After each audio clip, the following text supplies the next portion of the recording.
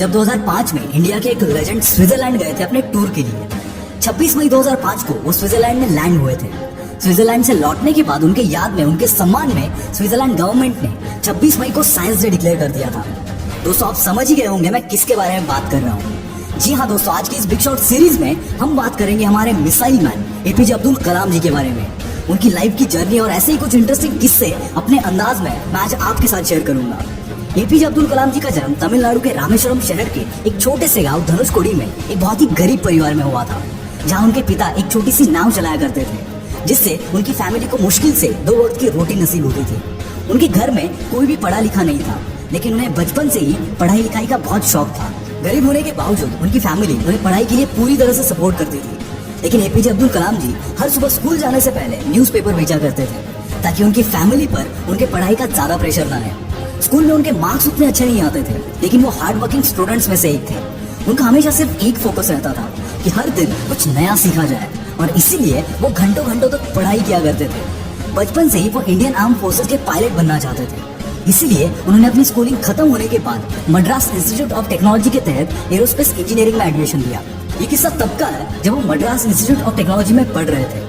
उस वक्त वो एक सीनियर क्लास कॉलेज के प्रोजेक्ट पर काम कर रहे थे, और उस प्रोजेक्ट की प्रोग्रेस को लेकर कॉलेज के डीन उनसे बहुत गुस्सा हो गए, और उन्होंने एपीजे अब्दुल कलाम जी से कहा कि अगर 3 दिन में ये प्रोजेक्ट कंप्लीट नहीं हुआ तो मैं तुम्हारी स्कॉलरशिप कैंसिल कर दूंगा।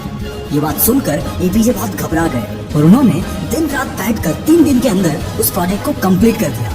ये देखकर उनके दिल बहुत खुश हो गए, और उन्होंने एपीजे अब्दुल कलाम जी से कहा कि मैं जानता था तुम्हें वो काबिलियत है, लेकिन मैं देखना चाहता था कि तुम में मुश्किल वक्त को सहन करने की क्षमता है या नहीं। कॉलेज खत्म होने के बाद जब एपीजे अब्दुल कलाम जी ने इंडियन आर्म फोर्सेस में फाइटर पायलट के पोस्ट के लिए अप्लाई किया, उस वक्त सिर्फ 8 वैकेंसीज ओपन थी, और बदकिस्मती से उनका 9 नंबर आया और वो आर्म फोर्सेस के लिए सिलेक्ट नहीं हो पाए। जिसके बाद उन्होंने defence research and development organisation यानी कि डीआरडीओ ज्वाइन की, जहाँ वो छोटे से एयरक्राफ्ट डिजाइन किया करते थे। लेकिन वो डीआरडीओ में अपनी जॉब से खुश नहीं थे, क्योंकि उन्हें वहाँ कुछ नया सीखने नहीं मिल रहा था। तभी उनकी मुलाकात हमारे इसरो के फाउंडर विक्रम साराभाई जी से हुई। उनको एपीजे अब्दुल कलाम जी की मेहनत और हर वक्त कुछ नया सीखने की चाह बहुत पसंद आई, और उसके बाद उनका डीआरडीओ से इसरो में ट्रांसफर हुआ। इसरो में एपीजे अब्दुल कलाम इंडिया के सबसे पहले successful satellite launch SLV-3 Rohini के प्रोजेक्ट डायरेक्टर थे। उसके बाद उन्होंने कई प्रोजेक्ट्स इनिशिएट किए। 1980s में पृथ्वी मिसाइल सक्सेसफुली लॉन्च करने के बाद उन्हें नासा ने जॉब ऑफर करने की कोशिश की, लेकिन उन्होंने उसे ठुकरा दिया। पृथ्वी मिसाइल के सक्सेसफुल लॉन्च के बाद इंडियन कैबिनेट के तहत रिसर्च के लिए 3.88 बिलियन रुपीस के फंड्स अलॉट कर दिए, जिसके बाद एपीजे अब्दुल कलाम जी ने उनकी टीम के साथ मिलकर अग्नि, त्रिशूल, आकाश, नाग जैसे कई बड़े मिसाइल लॉन्च किए। उनके लीडरशिप के अंडर इंडिया को सबसे बड़ी कामयाबी तब मिली जब 1998 में इंडिया ने सीक्रेटली सारे न्यूक्लियर बॉम्ब टेस्ट करके इंडिया को सारी दुनिया के सामने एक न्यूक्लियर पावर घोषित कर दिया। जिसके बाद एपीजे अब्दुल कलाम जी को मिसाइल मैन ऑफ इंडिया के नाम से बुलाया गया। 2002 में एपीजे इंडिया के 11th प्रेसिडेंट बने। अपने प्रेसिडेंशियल टर्म के वक्त जब वो केरला विजिट के लिए गए थे, उस वक्त उन्होंने 2 लोगों को केरला के राजभवन में as a presidential guest invite किया था।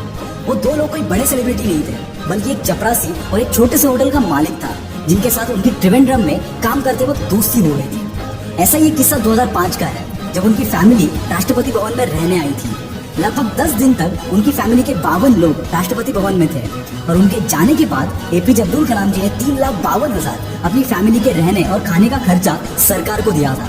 जब एक रिपोर्टर ने उनको ये पूछा कि आपने सरकार को पैसा क्यों दिया, तो उन्होंने जवाब देते हुए कहा था कि सरकार मेरे रहने और खाने का पैसा देती है, ना कि मेरे परिवार के।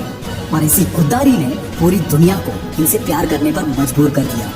इनके पास जायदाद कोई नहीं थी अपनी किताबों के अलावा, पर अपनी कहानी से और अपने कामों से ये मिसाइल मैन पूरी दुनिया के लिए मिसाल बन गए।